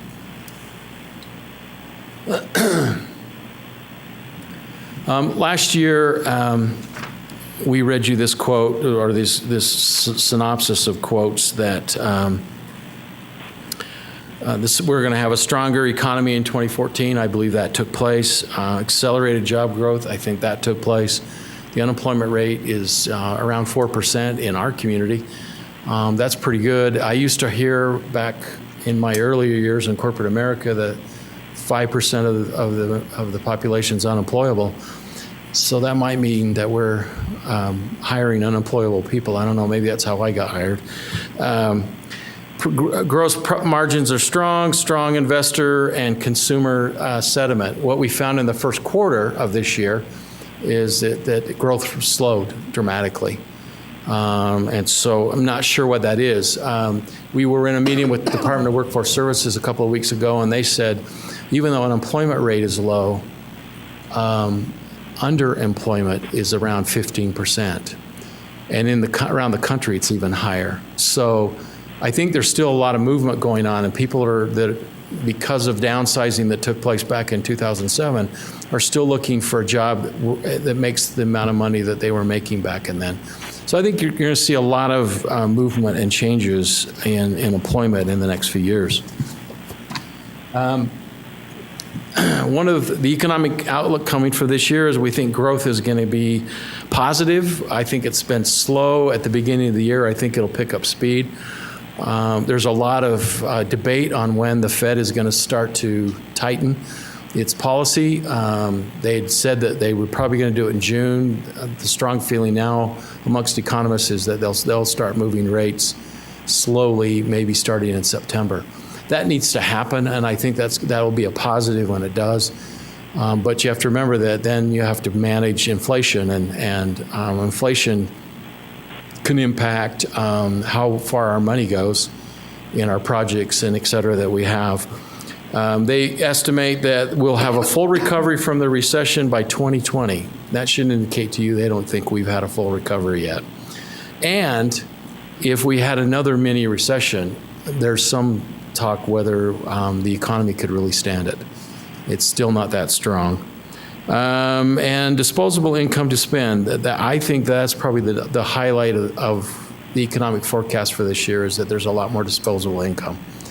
And I think there'll be more and more. And I think if we can keep fuel costs down, then it affects transportation and everything else. And I think that's a real positive. We put together, the mayor talked a little bit about how we put together the budget. In early 1st of January, our directors had meetings with their employees, listened to their concerns or some of the things that they'd like to see. We kind of gave them a state at where we were on the budget. The directors meet in January as a senior team to work through the budget. We again then touch on the numbers. In April, the reason we do it in January and April is we have to have a starting point in January, but we really need the February numbers to know exactly where we are. February in sales tax is the December numbers. You need to know where the Christmas numbers are to kind of know where you are. Once we came to conclusion on what we're submitting to you today, then the directors meet with the employees at the end of April, and they've had meetings with every one of them to kind of tell them what we're proposing to you. In the presentation is very clear that all of it is tentative until it's approved by you all. So, and then we have a group of committees that we have set up in several areas that we struggle in, like IT and fleet, compensation and revenue, business development. And we just set up a brand new committee starting this coming year that will be involved with streets and roads and sidewalks. Kind of an infrastructure committee. And these committees are great because it gets people involved. We're looking to dig down a little deeper now in the organization, involve some of the division managers, and start to get them trained and start to get them a part of the process. And I think that's going to be healthy as we go. What we find is the decisions are being made by lots of people instead of one.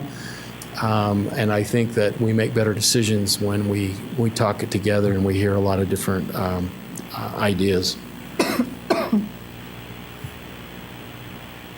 The budget comparison for the general fund, you can see it's up a titch. Total for the Ogden City Corporation is down a little, and that is mostly because we reclassed some of the revenues.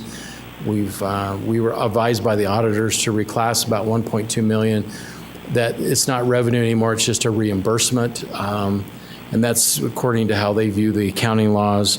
There's a little bit of a decrease in property tax, and telecommunication tax continues to drop. And so those are the main components of why overall we're down a little bit as total as a corporation. RDA is up a little bit. And so all in all, we're down about $1.6 million, but we're still a $180 million corporation. And one of the things I like us to remember is that we're a corporation. And sometimes we need to think like a corporation, and we need to run it like a corporation. And a $180 million corporation is a pretty good size for this community. And so we take that very seriously. Ramp slides, you kind of know, we weren't as successful in ramp grants this year, but they've been good to us over the last many years. We still wholeheartedly support ramp and are hoping to be able to receive more grants this coming year because we really need some of those. Proposed in the budget that you're receiving is the CIP for 2016. Quality neighborhoods you already know about.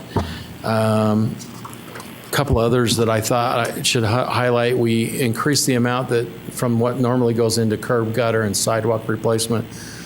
We think this is vital that we spend a little more effort in that area.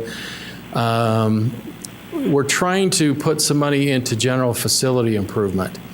What we found is that a lot of our buildings were built at the same time, and they're starting to wear out. Carpet's wearing out.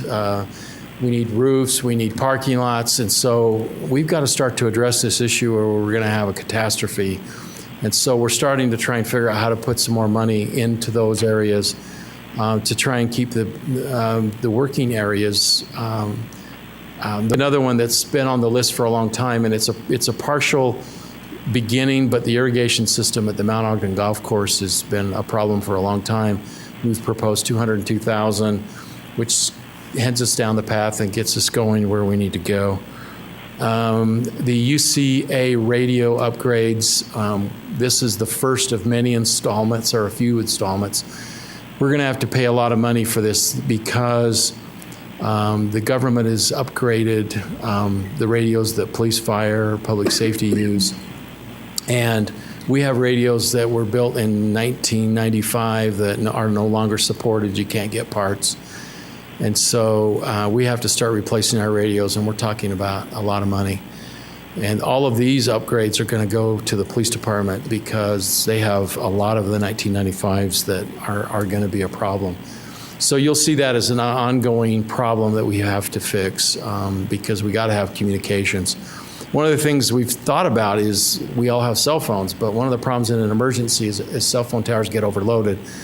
And we're trying to get ourselves declared as a priority on the cell phone, or on the towers. But you can't have police and fire not being able to communicate, or Jay's people, if we have an emergency. And if you remember, 3 years ago we had a huge windstorm in December where we had havoc all over the place, and we found cell phones were very difficult to be able to communicate just because of the usage, and it overwhelmed the towers. Half the towers had power issues and et cetera, like the rest of us did. So this is a huge area, and it's a huge amount of money. This is just kind of a small installment of where we're going to be going with this in a couple of years to come.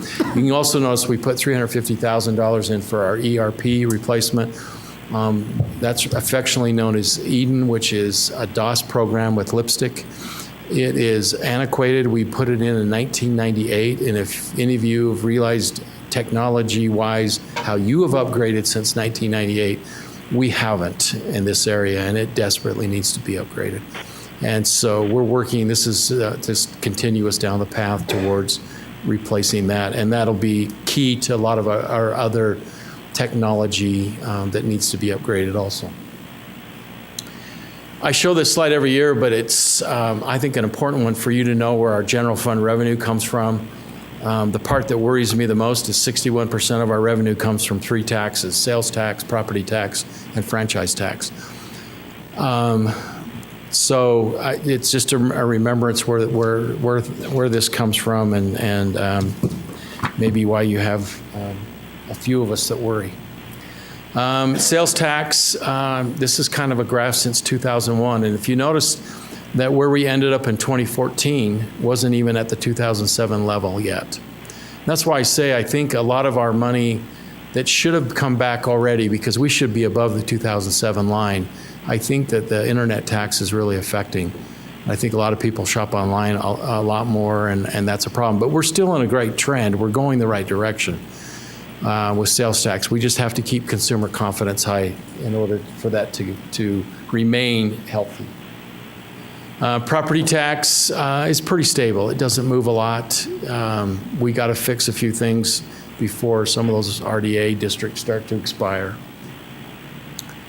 Property tax, I don't know if you guys ever use this slide, but I hope you do, because a lot of people think all of the property tax goes to us. And this is one that really needs attention from a lot of people to realize that Ogden City only gets 19.28% of what they pay in property tax. Schools get 49.31%. Weber County gets 20.88%. So this is a good one for them to realize that as they pay that property tax bill, and if they don't like it, it's still only 19% of that is Ogden City's responsibility. The rest is others' responsibility. The major revenue comparisons, property tax, we projected a little bit lower. We'll explain in the revenue work session a little bit more about that. Sales tax, we think, has been doing fairly well. It's growing this year at about a 5% rate. Franchise tax, we project well. Telecommunications is still dropping. I think there's issues with how the telecom companies are reporting it, because it doesn't make sense to me. It wasn't all that long ago the telecom tax was at 1.8 million and 2 million a year. And now for it to be down to 1.2 million doesn't make sense, because technology hasn't, we have more devices now than we did back then. So there's some issues. We can't get anyone to listen to us at the state tax office. We're thinking about calling the state auditor, because he loves to audit people, and see if he can get into it. Could it be people ditching their home phone lines? No. No. No. I think how they report it is the telecom companies are supposed to be the ones who are reporting the data and spread it, and they get lazy. And so we found that something like Cricket for a while was giving all of the tax to one city in the county, and it wasn't us. And we couldn't figure out why, because Cricket's a huge popular brand for probably our #1 minority population in the city, and we couldn't figure out why that we weren't getting hardly anything. So I think it's more that nobody's policing them, and they just get lazy in how they report it. Court fines and forfeitures are still dropping a little bit too, but all in all, it's a positive change of about $803,000 or 2.23%. This is just a graph so you can see where the money is going. Police department is about 35%, fire is about 13%, public services about 17%. And you have to remember, half of public services is not a general fund expense because of sewer, water, storm sewer, refuse. Fire's part of their isn't general fund because they have the medical fund. So you can kind of see how this breaks out, and you can see that the two smallest groups are the mayor and the city council. So, we can show that we're pretty frugal. We don't get much of the money, nor should we. This is an interesting slide, and I had numbers that I had that I'd written down, and it's been such a busy day I haven't had time to go grab them. But you can see how our health insurance expenses have gone. Now, one of the things I think is important to realize is that we've made a ton of changes to our plan. We have diluted what we're giving employees because we've changed so many things in the plan just to keep it, that this graph's only growing to this extent. And if memory serves me right, and I don't quote me on this, but I think it's over 50% increase from 2005 to 2000, the tentative budget for 2016. I don't know how businesses are going to be able to sustain this for very much longer.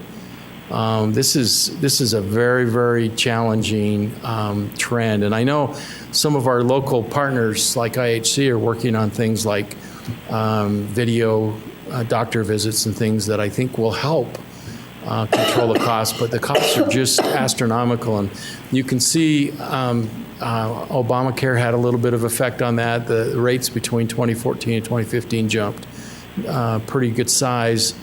And that was what our broker's telling us, that was because of the changes in the healthcare law. This is a concerning graphic to me, and it shows where a lot of our money's gone back when we wished we had been giving it all to the employees. And I guess we gave it to the employees, but I'd rather them being able to go to the grocery store and spend the money instead of not having it for that. This year, the city paid 5% of that increase that we had. We had 5% increase. We did not change any of the parameters. And the reason that the general fund is higher than the total city is because in the fire medical fund, we had a reduction of 6, and that actually lowered. So the total city it looks smaller than the general fund. All increases of cost to the premium were paid by the city in what we call our HSA value account. We call that our base account, and if they don't want to have an HSA account, then they pay the differences and the increases. We like the HSA plan. I don't know how many of you in your businesses have access to those, but that is a great way to save medically for retirement with tax-free or tax-deferred dollars. Well, it's tax-deferred forever if you spend it on medical when you take it out. And we think this is a great way to help prepare our employees for medical costs when they retire, which is really important. So do we give them money to put into that account? We put some money in for them. How much do we put their money into the account, or do we actually make a contribution? We make a contribution, and then they can make a contribution up to... How much of a contribution do we give them? Thanks for asking me a question I don't know the answer to. Well, I mean, it's an okay option if your employer puts some money in to kind of make that and up. we do, but I don't remember how much. Because in my household, I have an HSA, and my employer puts some money in. We do, and it's... Someone else doesn't, and it's not a fairly good generous. option. And when management services comes to the department meeting, I'll have them have that number. Okay, that would be good to know. That'll be good for you to know what that number is. Yeah, we have employees also that, we have a program here that I think many employers don't have, which I think is a real positive benefit, and that is they can cash in their vacation. And we have employees who would never be able to go really anywhere fancy, who cash in some vacation and then they take vacation and they go somewhere really nice. And it's a great program. And we've actually had employees who have cashed in vacation and put it into their HSA. So, there's a lot of ways I think to get money in there. I think the maximum that can go in there is either $4,500 or $5,500 a year. If you're over 55, you can put an extra 1,000 in. And we have many employees that are putting in the max that they can put. Many that don't. And we have about 65% of our employees that are on the HSA now, which is pretty high. And we didn't do like a lot of others. Like Logan City just said, you're all on it. And we didn't do that. We've kind of eased into it, and we've kind of let them make that choice. And some people still like to go to doctors and want a more premium healthcare option, and they have to pay for that, but we're happy to offer that so that they can do that. This is the other one that gets my blood going, and that is the URS retirement. And if memory serves me right, this has increased about 46% from 2005 to 2015. And that's absurd. That is just painful. That's a lot of money that has gone to cover the retirement. Not that we begrudge the retirement, but we wonder about the management of URS in managing the money and how the formulas are working right now. And they did this sort of thing at the same time that they went to the Tier 2 program. So not only has this caused us a problem, but the Tier 2 program has caused us problems. And this has been expensive. This is the first year that they have proposed no increase. There was a slight increase with fire, but there's been no increase for the first time. I hope that this is a trend that will last for a little while, because this has been a very expensive. You can see how much money we put in, $400,000 last year into retirement, and that wasn't even a healthy jump. It was the year before that was a major jump. So this is, if you look at the slide on medical and you look at the slide on retirement, we've paid a lot of money in the last 10 years to both of those. And even though they're worthy causes and we want our employees to have them, it's still, that trend has to slow, because I don't think we can sustain that forever either.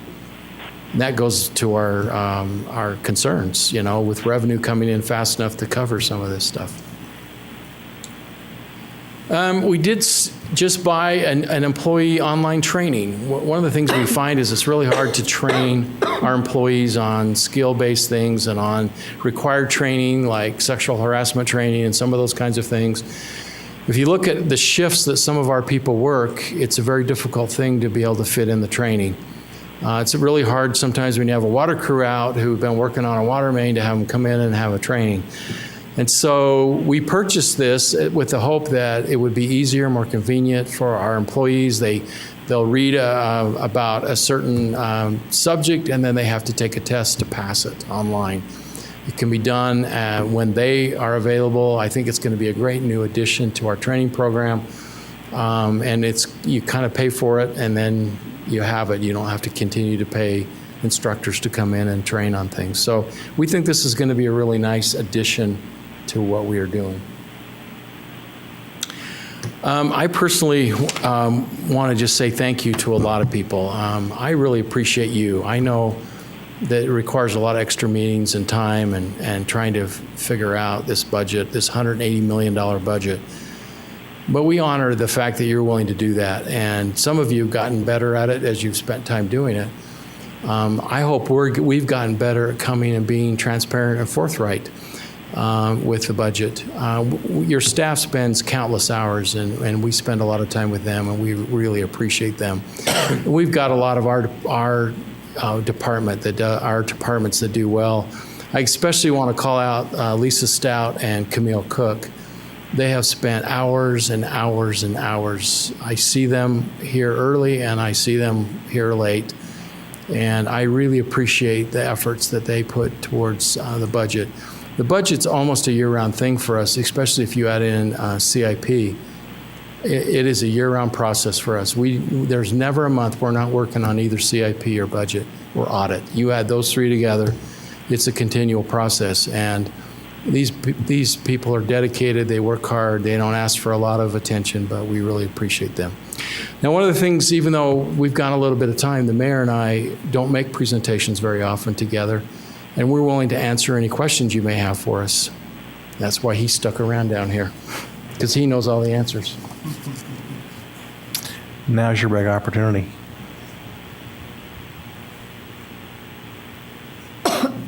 You don't have to make one up. If you don't have one, we'll go sit down. No, I'm just Love going to grill you. I don't have one.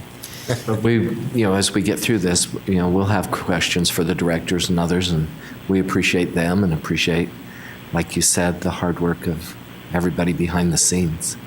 I appreciate the information you provided. Very helpful. So this will be posted tomorrow morning. Tomorrow, our presentation will be, the online budget and the budget will be on tomorrow morning. If you're going to tell anybody, it's probably better to say 10. Okay. And then we'll have a link to it on the front page of the website. Great. That's And good. we'd be happy if you want to throw on a link on the council website too. Might not be a bad idea. Sure. It is I going to, hope that you have questions. I mean, that's the whole part of this open public process, is to help people understand and educate them on where these funds are going and where priorities are being set. So we look forward to doing a deeper dive and drilling into some of these other areas that you might identify.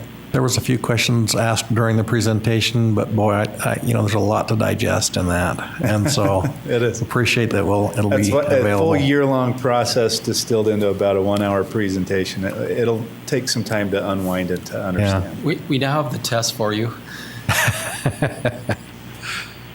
Online, I hope. If you don't have any questions, that's great. Thank you for letting us Thank you. present. Thank you. Thank you, you guys.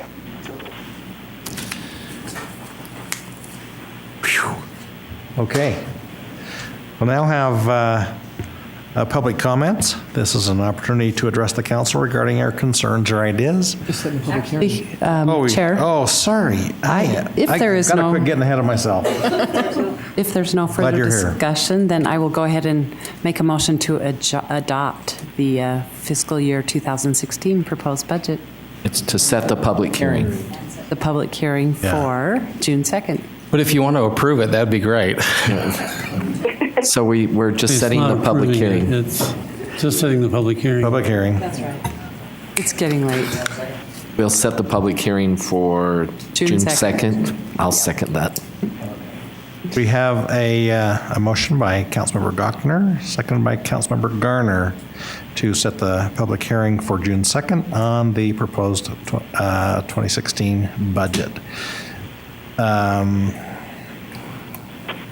And this is a voice vote.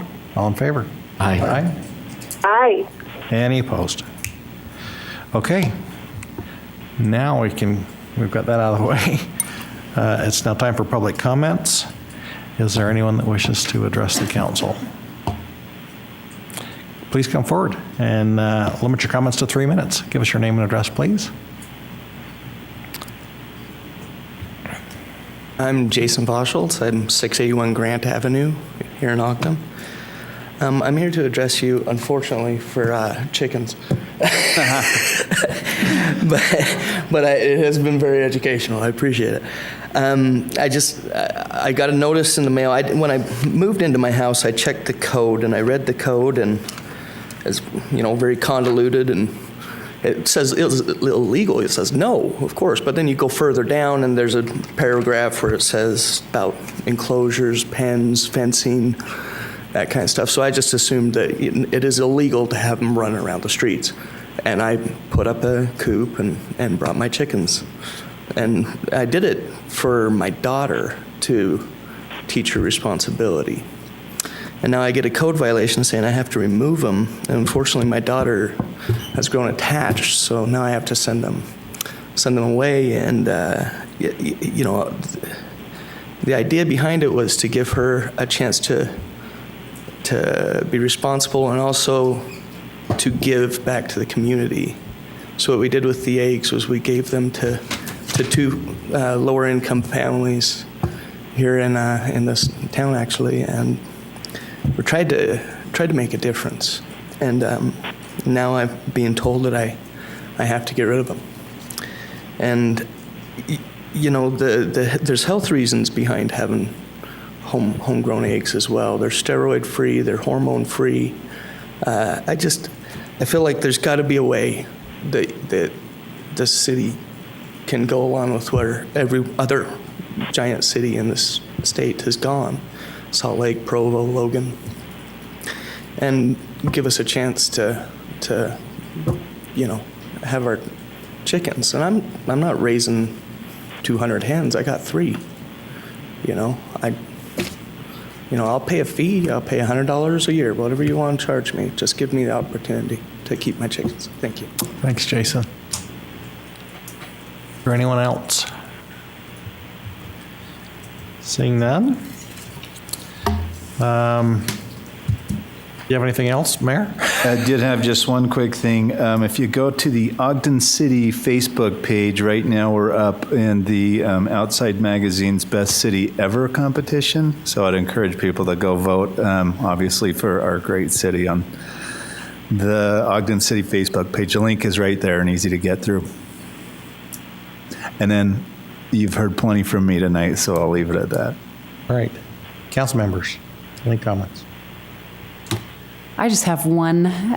We've heard a lot about East Central, and I just want to give a shout out to Greg Montgomery and the planning department. The scavenger hunt was delightful. It was really fun to take a close look at different apartment buildings and see what treasures we have. So thank you. Anyone else? Okay, look for motion to adjourn. Sign up for the Mayor's Walk. Okay, say that one more time. Don't forget to sign up for the Mayor's Walk. We'll sign up for the Mayor's Walk. I will second that, and a shout out. This is the inaugural Mayor's Walk, and it comes in with the 15th annual Ogden Marathon. It's a big deal, and our good mayor will be leading the walk, and Mr. Johnson, I think, will be participating in some way. So it should be a great event.